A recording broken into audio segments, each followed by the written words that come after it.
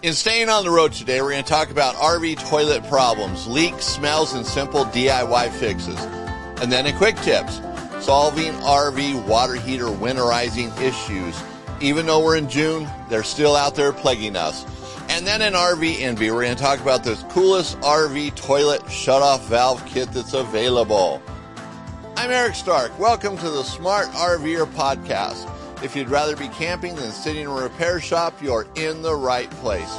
Every episode, I'll walk you through practical DIY maintenance and repairs that keep you on the road. I almost said 105. Wow, we'd be going back in time. No, let's stay in the current time. Episode 205.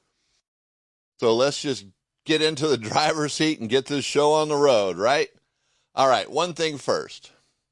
If you own an RV and you have General Electric appliances on it, commonly known as GE, if your RV has General Electric appliances, I'd love to hear about your experience with them.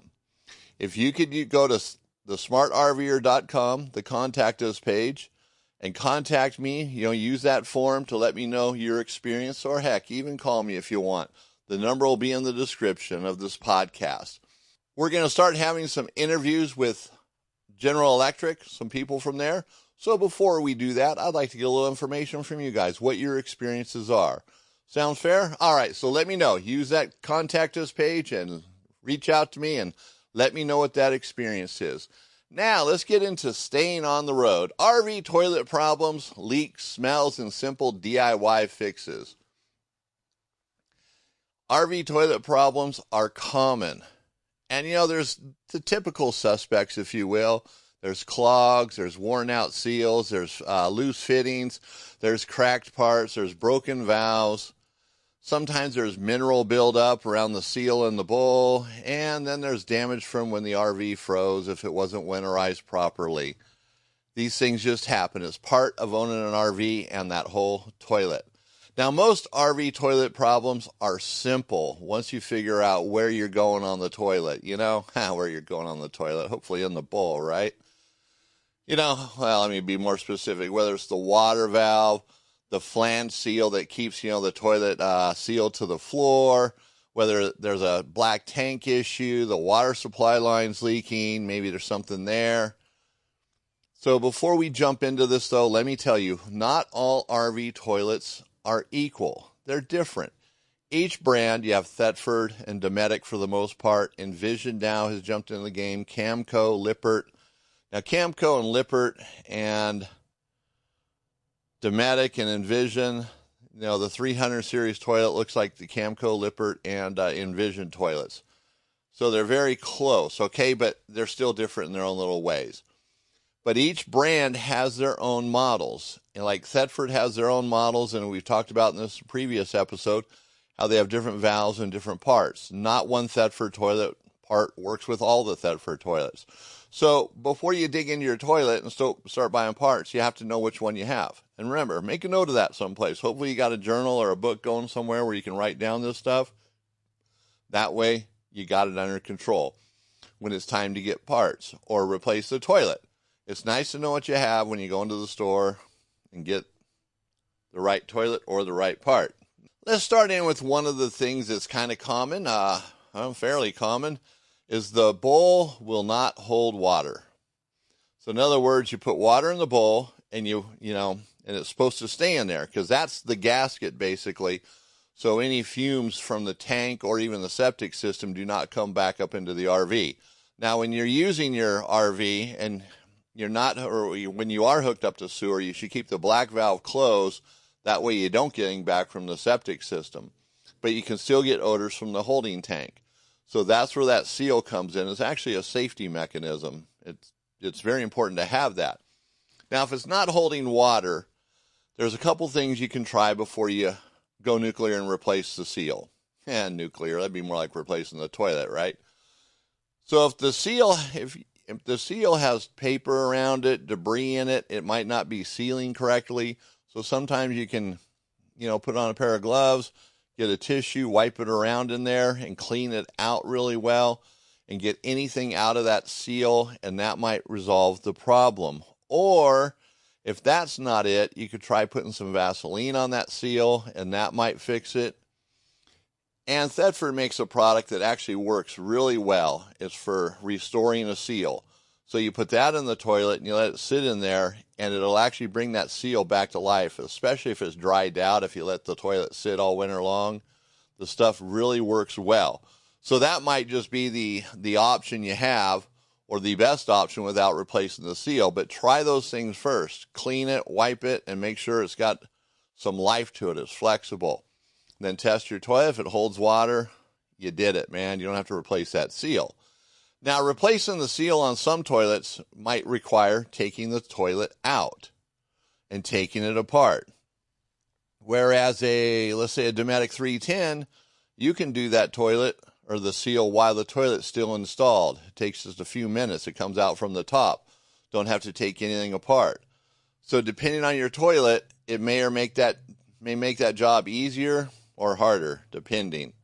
So typically, though, Thetford's a little bit harder versus a Dometic. Now, Lippert and Camco, they're going to be the same as the Dometic and the Envision because the seal can be removed from the top. So just depends on your toilet. Now, that's just one aspect of a toilet repair. So my toilet is leaking is quite often what I hear. My toilet's leaking, so the bowl could be one part of it. Now, what if there's a water leak and you see fresh water coming on the floor? Now, where is it coming from? Is it coming from the back of the toilet? Well, let's just go ahead and go to the back of the toilet for now. So in the back of the toilet, you have the water supply line coming into the toilet. Then it connects to the water valve on the toilet.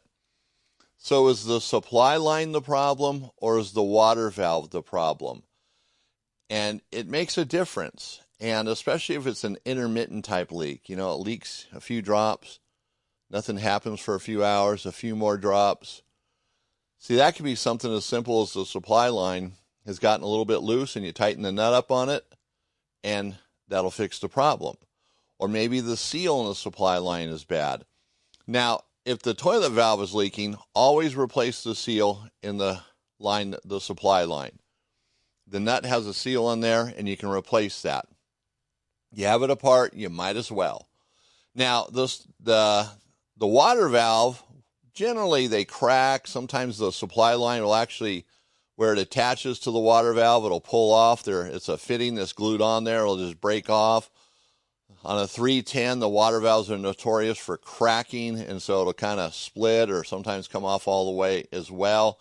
But generally, it's pretty obvious what is leaking. But you just want to go into the store and make sure you got it right. You're not just replacing a water valve when it's just something as simple as the supply line seal. These parts cost money. It takes you time. So you just want to make sure you're getting it right and not throwing money away. So that's a pretty basic thing. And everything I'm talking about is a do-it-yourself project. None of this stuff has to go to the repair shop. So it's not always super simple, but they are pretty simple to do. If the toilet has to come out, like Thetford, all their valves, all their parts have very clear instructions in them. Okay, so we're going to go past that water leak now. You fix that, or maybe that's not your problem. Maybe your toilet rocks a little bit. Maybe it's leaking only when you flush it. It leaks onto the floor. Maybe you're getting an odor. Well, that could be the floor flange seal. And that's pretty basic too. So it's just knowing what model toilet you have, and you would buy a new flange seal, and you'd lift the toilet up. You're going to have to turn the water off, disconnect the supply line. You're still taking the toilet out, if you will. So you're going to take the toilet out. You're going to take off that old seal and put the new one on. While you're there, inspect the flange. Make sure it's not cracked or broken. And that's where it goes. Maybe the toilet's rocking. You might have a problem there. Make sure the bolts are in there the way they should be. Nothing crazy is going on. Dry up any water that's still there. Clean it up. Put in your new seal and set the toilet down. First check the bottom of the toilet too. Make sure there's nothing on there that's going to make that seal leak. You want it to be nice and clean and ready to go so there's no leaks once you put it back down. And keep this in mind. Whenever you take the toilet out, unless it's within an hour of the last installation, maybe you're having a problem, replace that seal. Putting it in the old seal, it might seal, but it might not be the best seal. Sometimes the water won't be an issue, but the odor will become an issue from the holding tank. So that's Just do it. And, these seals are expensive, so you don't want to just be careless with them either. And by the way, these are not wax gaskets. Do not go to the hardware store and buy a wax gasket, all right? Okay, so now that's pretty basic there.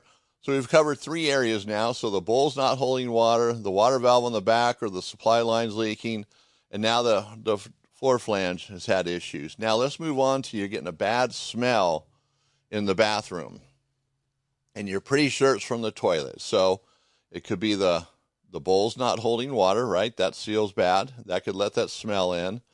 Or the floor flange seal, which we just talked about, could be bad, and it's letting that air in.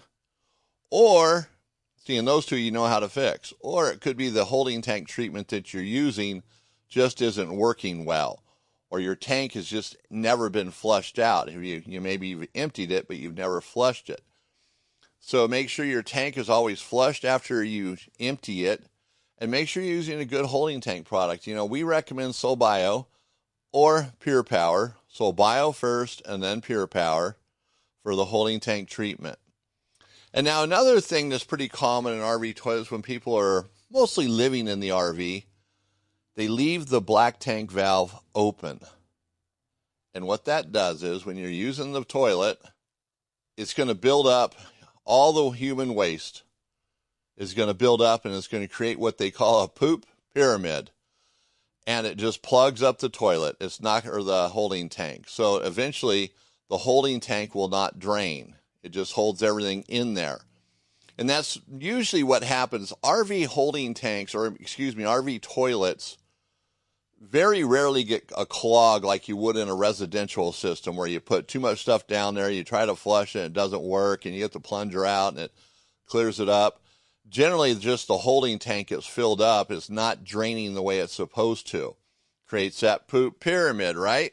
So that's a no-go.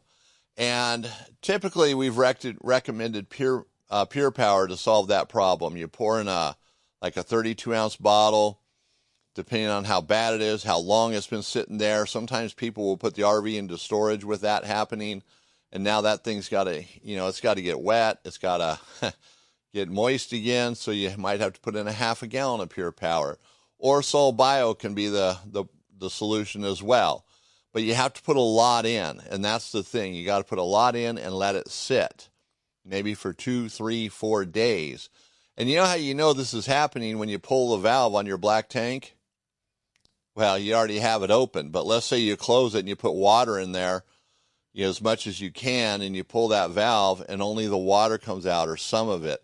That means that tank is plugged up, and generally you got to just let it sit with something like Pure Power in there. Now, some people, they'll stick something down in there like a stick and start stirring it up like they're making a pot of stew. Rather disgusting, but it helps break things up and gets that process moving along quicker. Because you got to get the tank empty. That's the thing. You can't just leave this in there. So poop pyramids usually only happen when you keep the valve open when you're using the RV. Keep that valve closed and always keep water in the tank. Add a couple gallons once the tank's empty it helps keep everything broken down and going, and put your holding tank chemical in right away after you empty the tank, so it's not later on. I'll just add it after I'm a few days into this. No, add it right away so that holding tank product can start working right away. Now, the reason why I bring up these things, these do-it-yourself repairs, is quite often the knee-jerk reaction is to just replace the toilet for a simple valve replacement.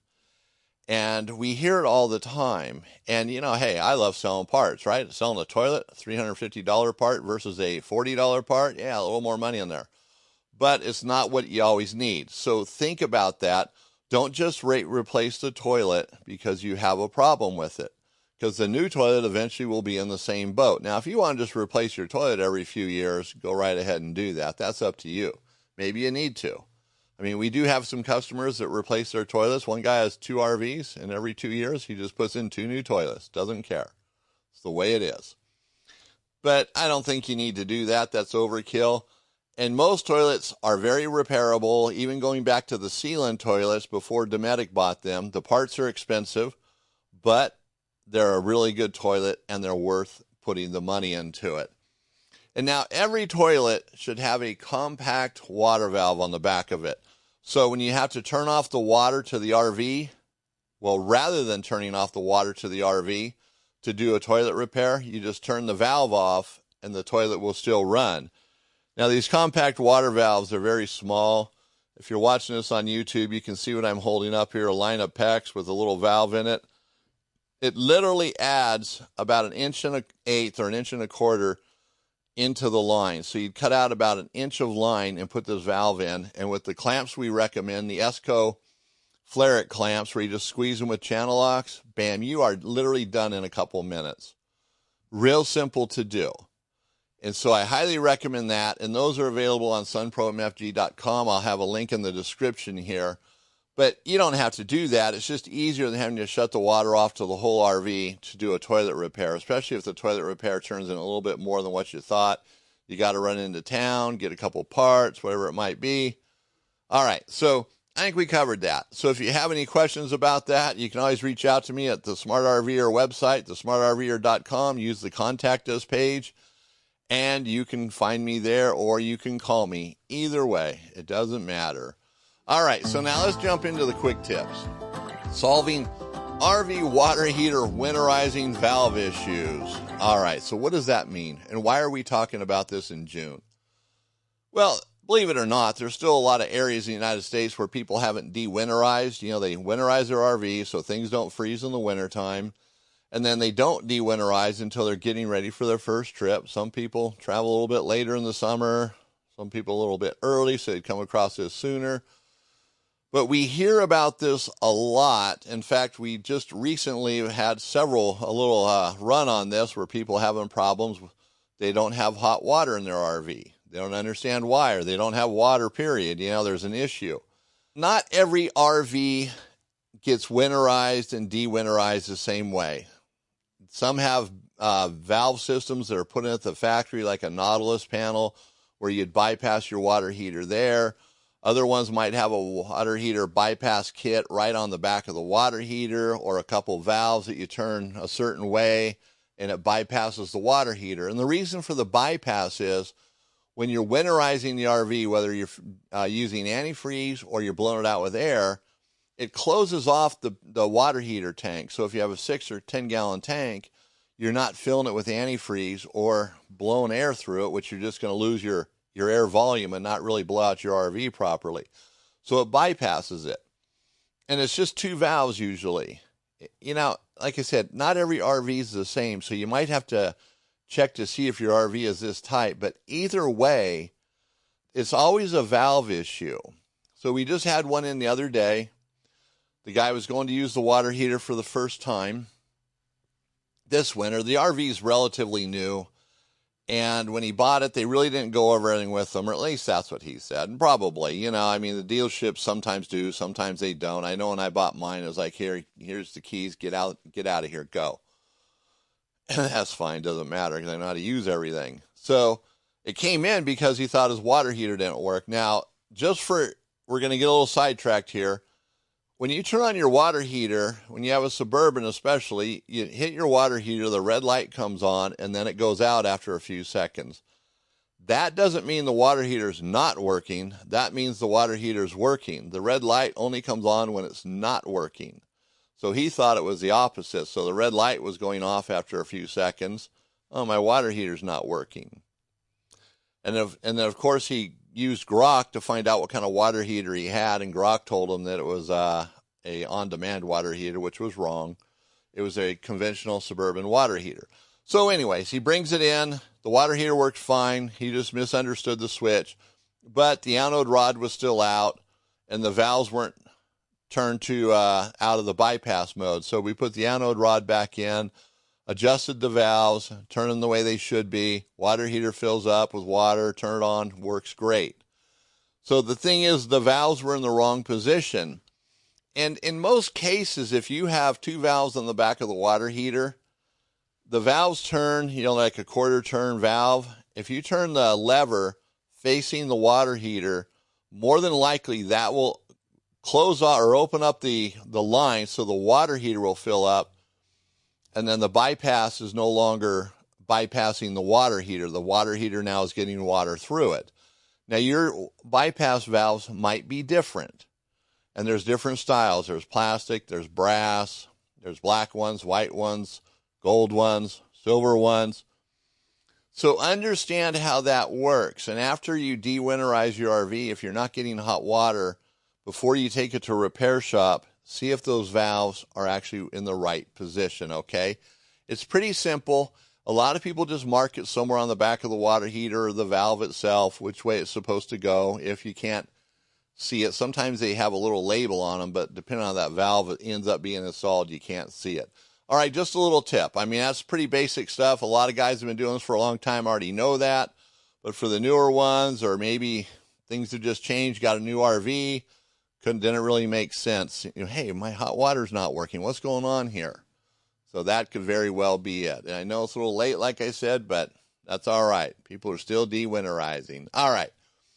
So now let's jump into RV Envy, and we're going to talk about this cool little water valve kit for the toilets. Now, this valve, you know, like I said, on YouTube, you can see me holding this up. I got a piece of PEX line here in the valve. It adds about an inch and an eighth to the water. You know, that's the length of it, so you'd have to cut out that much to install it. So it goes behind the toilets, and this thing's just absolutely cool because it's quarter turn, it's brass, doesn't take up any space, it's easy to install. You know, the flare-it fittings, the white plastic ones that are compression style, they work well for that, but sometimes they're hard to get in the space behind the toilet. You just don't have the room. A little harder to install. This one is really simple. Anybody can do this. I mean, anybody can do the other ones too, but this one's just a lot easier. Then you use the clamps, the ones you use channel locks on. They're made by Esco. We'll have that information in the description of the podcast as well.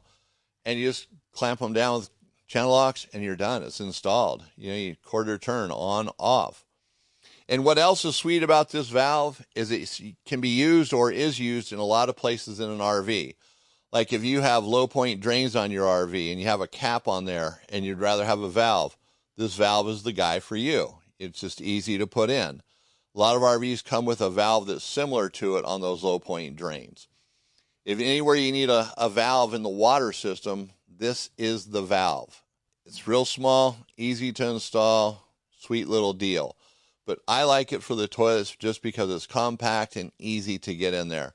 We sell a ton of these valves just for that alone. In fact, where we're at in Montana, we run ads on the radio just doing these valves, talking about the valves.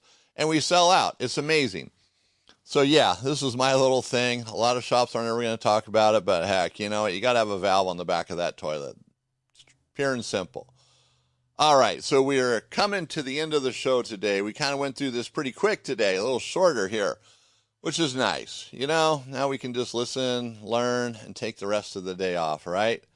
Hey, and by the way, you know, a lot of the stuff I talk about might not be what you're facing right now, but it will be something you're going to face down the road. So don't discount the information. It's always important. It helps you learn. One of your buddies has a problem. You can help them walk through it. If you've listened to one of the podcasts, we've discussed that. Yeah, just a reminder. You might not be facing a toilet issue today, and that's the point. You probably won't be, but you will be tomorrow. And now you're prepared for it. Maybe you come back and listen to this episode and, hey, okay, I got it again. Or you can call me. Either way. All right, everybody. So just a reminder to sign up for our newsletter. And we send out useful information in there, podcast information. We're not going to bombard you. None of that kind of crazy stuff. So we had a great show today. It's just a pleasure being here, talking about this kind of stuff.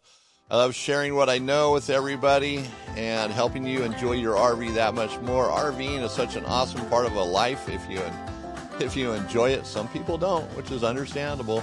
But if you enjoy it, come back, every couple of weeks, and we got a great episode. You'll continue to learn more about your RV so you can be that smart RVer.